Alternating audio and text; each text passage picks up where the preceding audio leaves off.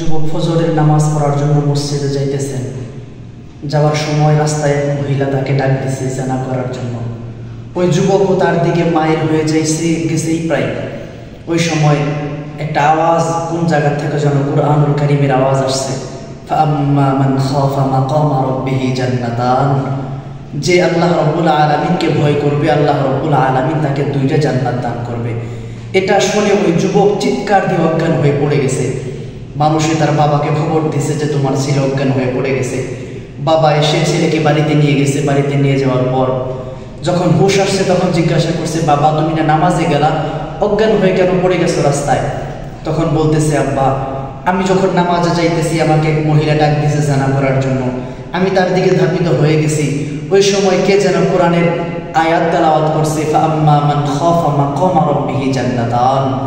যে আল্লাহকে ভয় করে আল্লাহ তাকে দুটো জান্নাত দেয়। আব্বা এটা কি সত্যি? তো তখন বাবা বলতেছে যে শোনো, আল্লাহ তাআলা যেহেতু বলছে অবশ্যই আল্লাহ দেয়, আল্লাহ দুইটা জান্নাত অবশ্যই দেয়। এটা শুনে সঙ্গে সঙ্গে ছেলে এক চিৎকার দিয়ে মৃত্যুবরণ করছে।